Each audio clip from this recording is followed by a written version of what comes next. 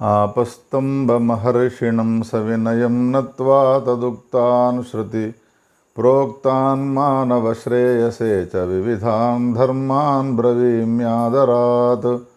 श्रुत्वा तान् चिराच्चरन्तु सुधियो प्रेम्णा च मुक्तिप्रदान् सर्वे प्राप्तस्वकीयमुत्तमजनिं सार्थक्ययन्तो बुधाः।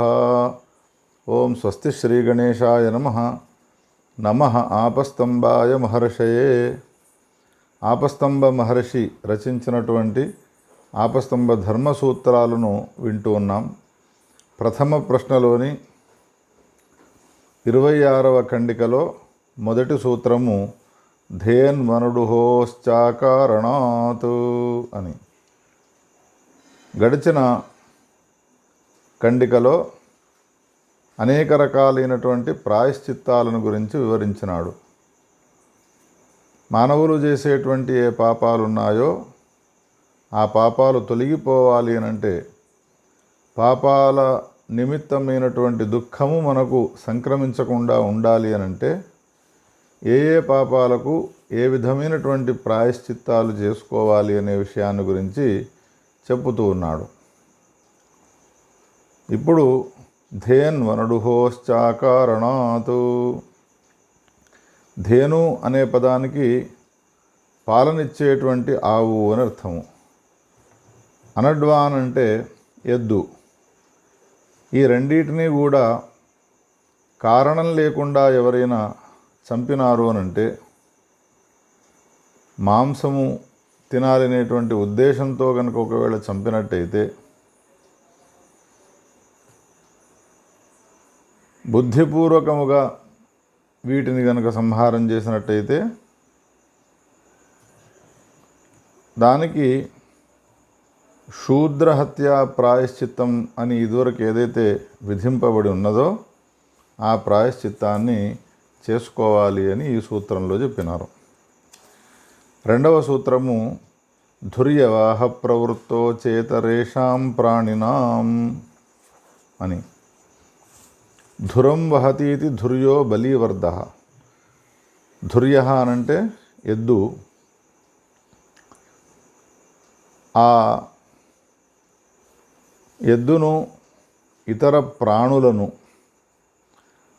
ఏ ప్రాణులకైతే ఎముకలు ఉండవో ఉండనటువంటి ప్రాణులను కనుక ఒకవేళ హత్య చేసినట్టయితే, సంహారం చేసినట్టయితే, శూద్ర హత్యా ప్రాయశ్చిత్తాన్ ఏదైతే గలదో ఆ శూద్ర హత్యా ప్రాయశ్చిత్తాన్ని చేసుకొని శుద్ధులు కావచ్చును అన్నాడు.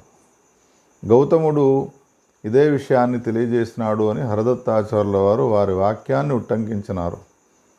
అస్థన్వతాం సహస్రం హత్వా అనస్థిమతాం అనుడుద్ధారే అనే విషయాన్ని గౌతములు కూడా చెప్పినారు అని మనకు తెలియజేసినారు. ఆ తర్వాత వచ్చేటువంటి సూత్రము అనాక్రోశమాకృష్యానృతం వోక్త్వా త్రిరాత్రం అక్షీరాక్షారలవణ భోజనం. అనాక్రోశ్యమాకృష్యానృతం వోక్త్వా త్రిరాత్రం అక్షారలవణ భోజనం.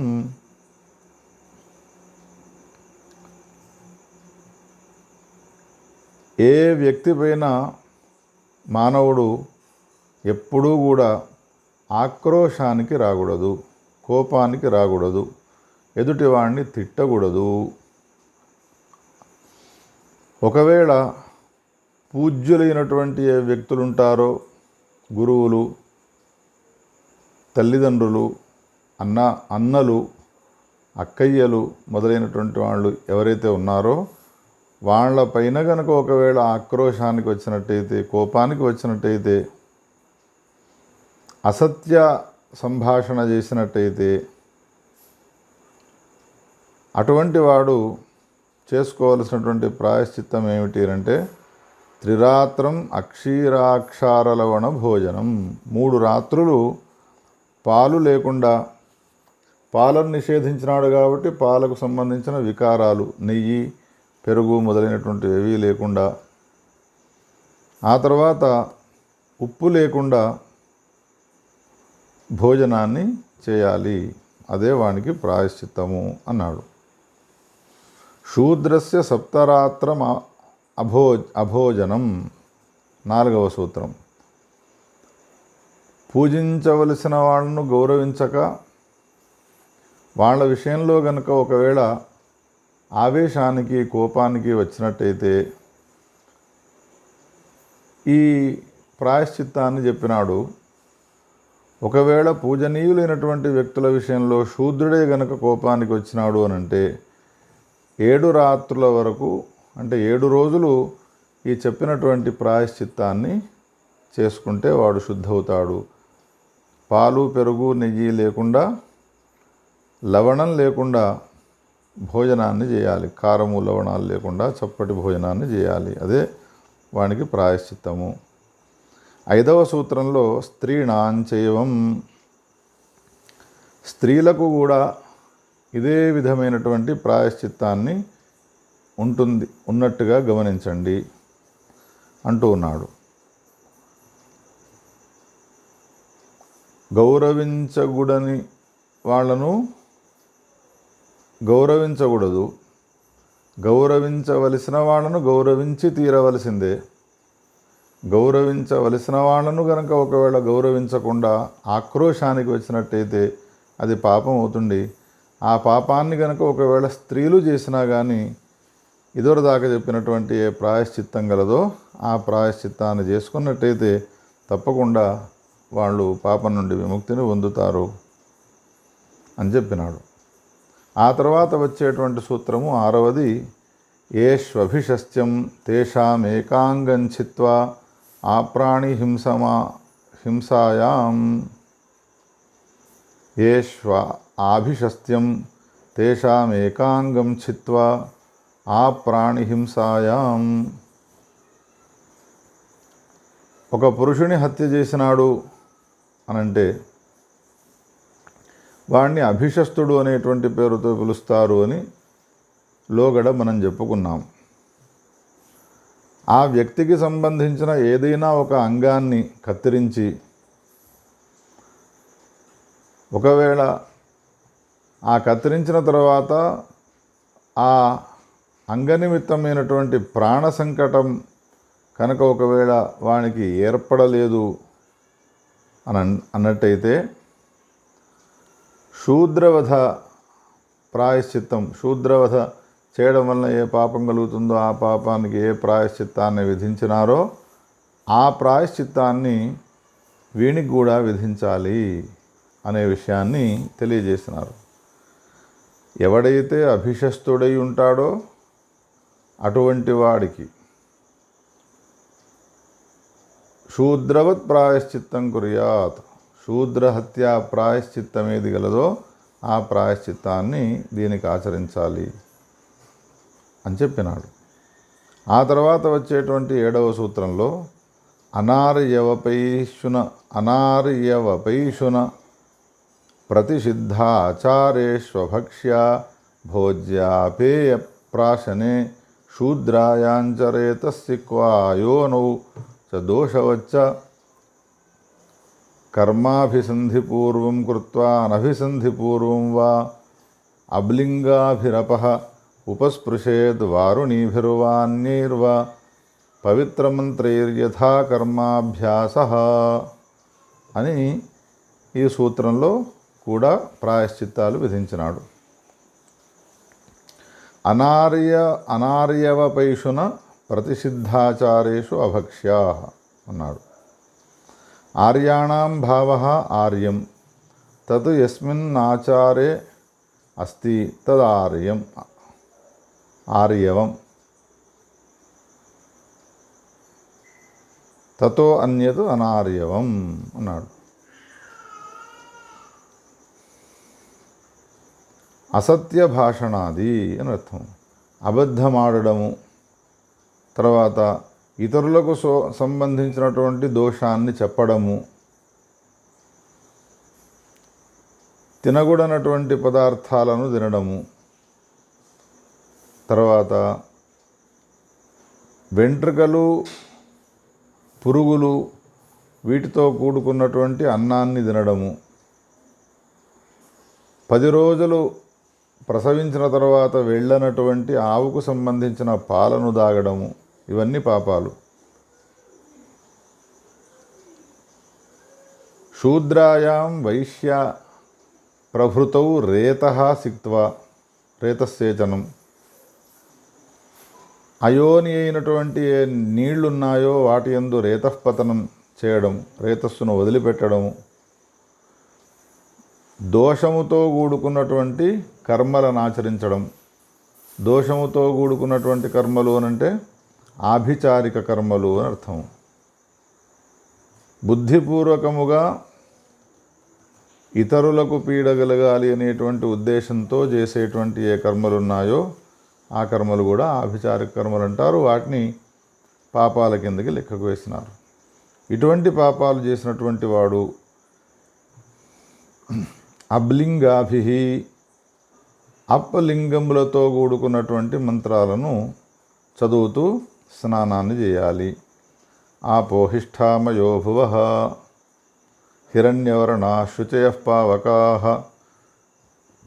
పవమానస్సువర్జనః ఇమం మే వరుణశ్రుతిహవమద్యా చ మృడయా తత్వాయామి త్వన్నో అగ్నే అనేటువంటి ఏ మంత్రాలు ఉన్నాయో ఈ మంత్రాలతో స్నానం చేసినట్టయితే పాపాల నుండి వాడు బయటపడతాడు, వాడు పవిత్రుడవుతాడు అనే విషయాన్ని 7వ సూత్రంలో చెప్పినారు. 8వ సూత్రంలో గర్దభేనావకీర్ణి నిర్వృతిం పాకయజ్ఞేన యజేత. ఈ 7వ సూత్రంలో చెప్పినటువంటి ఏ పాపాలున్నాయో ఆభిచారికము చేయడము, తర్వాత అయోనియందు రేతస్సేకాన్ని చేయడము, తినగుడని పదార్థాలను తినడము మొదలైనటువంటి ఏవైతే చెప్పుకున్నామో వాటికి ఇంకొక ప్రాయశ్చిత్తం కూడా చెప్పబడ్డది 8వ సూత్రంలో. గర్దభేన అవకీర్ణి నిర్వృతిం పాకయజ్ఞేన యజేత అని.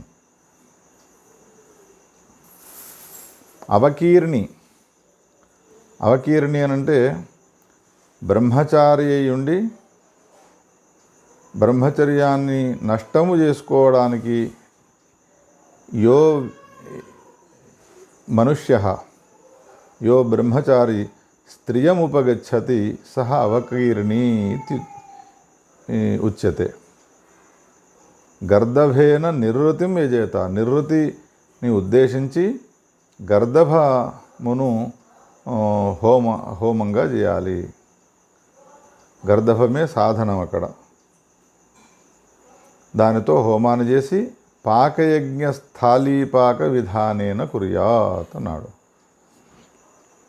ఈ విషయాన్ని మనుస్మృతికారుడు కూడా చెప్పినాడు. అవకీరణాతు కాణేన గర్దభేన చతుష్పథే పాకయజ్ఞ విధానేన యజేత నిర్వృతిన్నిషి. ఆ విధంగా చేసినట్టయితే అవకీర్ణి వాడు పాపం నుండి బయటపడతాడు అనే విషయాన్ని తెలుసుకోవాలి. గర్దభాన్ని నిర్వృతికి ఇచ్చిన తర్వాత మిగిలినటువంటి ఏ మాంసం ఉంటుందో ఆ మాంసాన్ని ఏం చేయాలి అనే విషయాన్ని చెప్పడం కోసమై 9వ సూత్రంలో తస్య శూద్ర ప్రాశ్నీయాత్, ఆ గర్దభానికి సంబంధించినటువంటి ఏ అవశిష్టమైనటువంటి అంశం ఉన్నదో అది శూద్ర ప్రాశ్నీయాత్ తేన సర్పిష్మత బ్రాహ్మణం ఇచ్చే అపవాద. శూద్రుడు దాన్ని ప్రాశనం చేయాలి అని ఈ 9వ సూత్రంలో చెప్పినాడు. 10వ సూత్రంలో మిథ్యాధీత ప్రాయశ్చిత్తం. గురుకులంలో ఉండి వేదాన్ని అధ్యయనం చేసేటువంటి ఏ బ్రహ్మచారి ఉంటాడో నియమపూర్వకమైనటువంటి అధ్యయనాన్ని చేయాలి అని చెప్పినాడు. ఒకవేళ నియమాన్ని గనక అతిక్రమించి అధ్యయనం చేసినాడు అని అంటే దాన్ని మిథ్యాధ్యయనం అని అంటారు, మిథ్యాధీతం అంటారు. అటువంటి దోషము పరిహారం కావాలి అంటే ఏ విధమైనటువంటి ప్రాయశ్చిత్తాలు చేయాలనో వాటిని గురించి చెప్పబోతూ ఉన్నాము అని ఈ 10వ సూత్రంలో చెప్పి 11వ సూత్రంలో ఆ ప్రాయశ్చిత్తాలను చెప్పుతూ ఉన్నాడు. సంవత్సరమాచార్యహితే వర్తమానో వాచం యచ్చేత్ స్వాధ్యాయ ఏవోత్సృజమానో వాచమాచార్యం ఆచార్యదారేవ భిక్షాచర్యే చ. 1 సంవత్సరం వరకు మౌనంగా ఉండాలి. ఎవడైతే మిథ్యాధీతుడై ఉన్నాడో, అంటే నియమాలను ఉల్లంఘించి నియమాలను లక్ష్య పెట్టకుండా అధ్యయనం చేసిన వాడు ఎవడైతే ఉన్నాడో ఆ పాప పరిహారం కావాలి అనంటే 1 సంవత్సర కాలం వరకు మౌనంగా ఉంటూ ప్రతిరోజు స్వాధ్యాయాన్ని చేస్తూ ఆచార్యుని సమీపానికి, ఆచార్య పత్ని సమీపానికి వెళ్ళి ఏదైనా అవసరమైనటువంటి ఆవశ్యకమైనటువంటి పనులు ఉన్నప్పుడు మాత్రమే మాట్లాడుతూ, తర్వాత భిక్షాందేహి అని భిక్షను యాచించే సమయంలో ఈ 2 అక్షరాలు అనడం తప్ప మిగతా సమయం అంతా కూడా మౌనంగా ఉన్నట్టయితే ఆ పాపం నుండి వాడు బయటపడతాడు అన్నాడు. పాపం ఏమిటి? నియమ ఉల్లంఘన చేసి అధ్యయనాన్ని చేయడమే పాపము. అటువంటి పాపానికి ఇది ప్రాయశ్చిత్తాన్ని చెప్పినారు. 12వ సూత్రంలో ఏవ మన్యేష్వపి దోషవత్ స్వపతనీయేషు ఉత్తరాణి యాని వక్ష్యామః. ఈ విధంగా ఆయా దోషాలు ఏవైతే ఉన్నాయో, దోషములతో కూడుకున్నటువంటి కర్మలు ఏవైతే ఉన్నాయో ఆ వాటికి ప్రాయశ్చిత్తాలు ఏమిటి అనే విషయాన్ని ముందు మేము చెప్పబోతూ ఉన్నాము అని ఈ సూత్రంలో ప్రతిజ్ఞ చేసి 13వ సూత్రంలో కామమన్యుభ్యాం వా జుహుయాత్ కామోకార్షీన్ మన్యురకార్షీదితి. కామోకార్షీత్ నమో నమః, మన్యురకార్షీన్ నమో నమః, కామోకార్షీత్ స్వాహ, కామాయ స్వాహ, మన్యవే స్వాహ అని ఈ మంత్రాలతో హోమం చేసినట్టయితే వానికి ప్రాయశ్చిత్తం అవుతుంది అన్నాడు. ఒకవేళ హోమం చేయడం సాధ్యం కాని సమయంలో ఏం చేయాలి అనే ప్రశ్న వేసుకొని జపేద్వా అని 14వ సూత్రంలో చెప్పినాడు. ఈ పక్షంలో స్వాహాకారం అనేటువంటిది లేదు. కామాయ స్వాహ, మన్యవే స్వాహ అనేటువంటి హోమానికి వినియోగించేటువంటి స్వాహాంత మంత్రము కాకుండా ఉండాలి అని ఈ విధంగా ఆయా దోష పరిహారాల కోసమై కామోకార్షి, మన్యురకార్షిత్ అనేటువంటి మంత్రాలకు సంబంధించిన హవనాన్ని గురించి చెప్పినాడు. ఆ తర్వాత 15వ సూత్రంలో పర్వణివాతిలభక్ష ఉపోష్య వా శ్వభూత ఉదకం ఉపస్పృశ్య సావిత్రీం ప్రాణాయామశః సహస్రకృత్వః ఆవర్తయేద్ అప్రాణాయామశో వా అని 15వ సూత్రాన్ని చెప్పినాడు.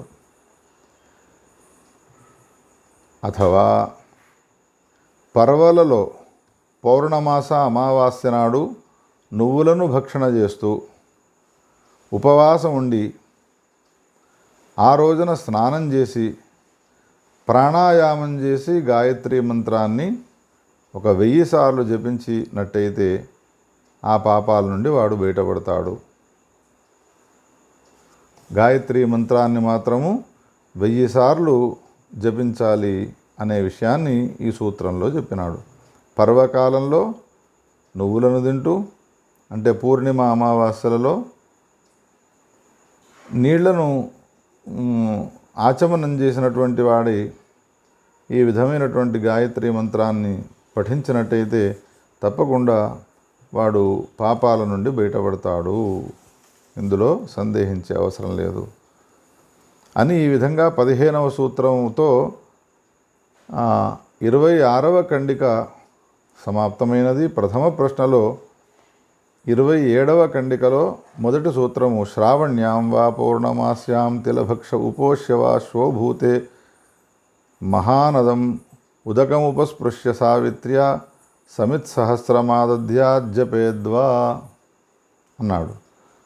శ్రావణ మాసంలో పున్నమనాడు నువ్వులను తిని ఉపవాసం ఉండి 2వ రోజు నాడు సముద్రంలో కలిసేటువంటి నదిలో స్నానం చేసి యజ్ఞీయమైనటువంటి వృక్షాలు ఏవైతే ఉన్నాయో వాటికి సంబంధించిన సమిధలను గాయత్రీ మంత్రం చదువుతూ హోమం చేసినట్టయితే, లేదా 1000 సార్లు గాయత్రి జపాన్ని చేసినట్టయితే అన్ని పాపాల నుండి విముక్తిని పొందుతాడు వాడు అని ఈ ప్రాయశ్చిత్తాన్ని చెప్పినాడు. ఇష్టి యజ్ఞక్రతూన్వా పవిత్రార్థానాహరేతు. 2వ సూత్రము. అథవా ఇదివరకు చెప్పిన ప్రాయశ్చిత్తమును అయినా సరే, ఇక ముందు చెప్పబోయేదైనా సరే, తన శుద్ధి కోసమై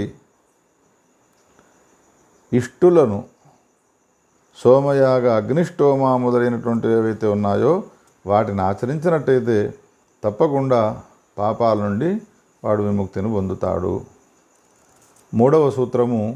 అభోజ్యం భుక్త్వా నైష్పురీష్యం. తినగుడనటువంటి పదార్థాన్ని తినడం అంటే పిల్లికి సంబంధించిన మాంసాన్ని తినడము మొదలైనటువంటివి ఏవైతే ఉన్నాయో అటువంటి పాపాలు చేసినట్టయితే నిష్పురీషభవ నైష్పురీష్యం అంటే కడుపులో ఉన్నటువంటి ఆహారమంతా కూడా శుద్ధయ్యేంత వరకు ఆహారాన్ని స్వీకరించకుండా ఉండడము, అది ప్రాయశ్చిత్తము.